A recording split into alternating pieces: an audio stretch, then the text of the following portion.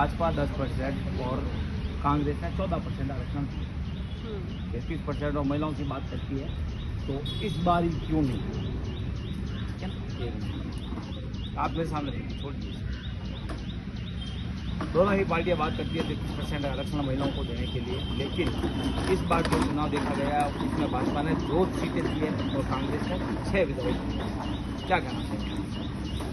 देखिए, मैं आपको बताना चाहूँ, जब कोई काम शुरू करते हैं ना तो उसकी नींव बनानी पड़ती है। आपको पता है 70 साल से कांग्रेस का राज था, आज तक महिला हमारी इतनी ऊपर पहुंच जानी चाहिए थी, दबाने के अलावा कुछ काम ही नहीं किया। अब हमारी बीजेपी ने शुरुआत की है। चुनाव सिर्फ टिकट के बंटवारे के लिए नहीं होता, चुनाव जीतने के लिए भी होता है। कैंडिडेट जीतने वाला भी देखा जाता है। महिलाओं को तैयार किया जा रहा है मोदी जी के राज में, और वो उसको अगले चुनाव तक आप देखना कितना परसेंट महिलाओं को मिलेगा, कितना परसेंट पुरुषों को मिलेगा। अगर आप कैबिनेट देखें तो मोदी जी की कैबिनेट में सबसे ज़्यादा महिलाएं हैं। अगर आप योजनाएं देखें तो मोदी जी की योजनाएं सबसे ज़्यादा महिलाओं के लिए हैं। अगर आप सम्मान के मामले में देखें तो मोदी जी के कार्यकाल में सबसे ज्यादा सम्मान सिर्फ और सिर्फ महिलाओं का है। अगर मैं आप आपको पूछ रहा हूँ, जब 33% आरक्षण की बात होती है तो नहीं देना चाहिए था क्या? नहीं, ये नहीं कह रही हूँ, लेकिन उसके लिए तैयारी होनी चाहिए। अभी 33 ऐसा तो है नहीं कि अगर आप एक बच्चों के लिए योजना बनी कि इतना परसेंट, जब ये 18 साल का हो जाएगा, जब इसको ये मिलेगा, तो उसको पैदा होते ही नहीं दिया जाता। 18 साल का इंतजार करना पड़ता है। ऐसे ही महिलाओं को आगे बढ़ाया जाएगा। अगले 5 साल में आप देखना महिलाएं कहाँ पहुँच जाएंगी और आरक्षण कितना मिलेगा। और दूसरी चीज, आपने देखा जो रेप केस होते थे, अभी मैं ये नहीं कह रही राजस्थान का, लेकिन मैं ये कह रही हूँ जो अभी तक रेप केस होते थे उसका कानून था। इस तरह के महिलाओं के साथ दुर्व्यवहार के जो कानून बनाए गए थे, उसमें हमारे संविधान में रेप केस का 70वें नंबर पर इसको अपराध माना जाता था, जिसको हमारे अमित शाह जी ने इसको नंबर 1 पर लाने की कोशिश करी। तो ये नियत साफ है, और आगे आने वाले समय में आप देखेंगे कि महिलाओं को 33% से भी ज्यादा सीटें मिलेंगी, और जरूर मिलेंगी। लेकिन उसके लिए महिलाओं को तैयार करना जरूरी है।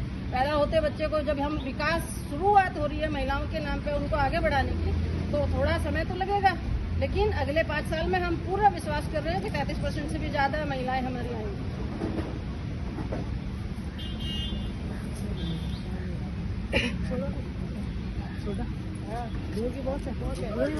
चार लेनी है।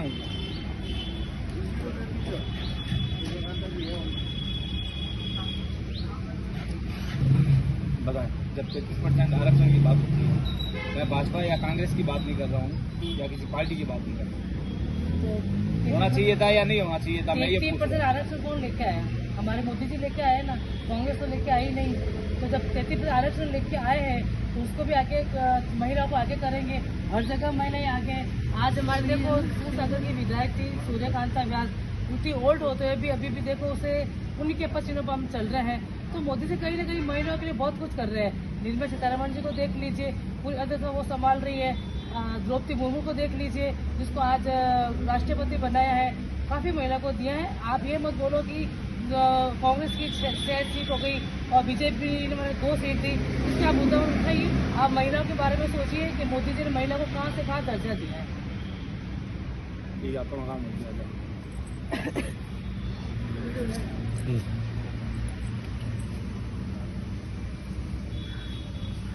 इसमें एक तरफ महिलाओं को आगे लाने की बात की जाती है, दोनों ही पार्टियां 33% आरक्षण की बात करें, लेकिन टिकट में सिर्फ भाजपा ने, कांग्रेस ने 6 महिलाओं को, ये महिलाओं के साथ भेदभाव नहीं है। जैसे अभी बताया गया 33% मोदी जी भी लेके आए हैं आरक्षण महिलाओं के लिए, और अर्थव्यवस्था को देखो आप, हमारी महिलाएं ही आगे हैं।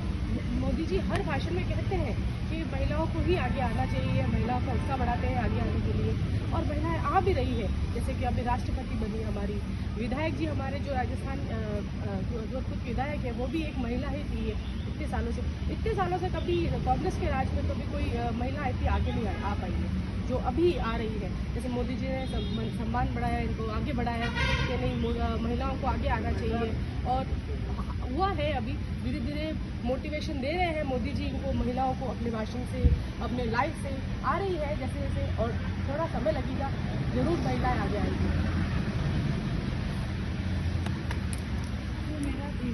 बनाया किससे बना रहा है? जो किससे बनाओ बनाया गया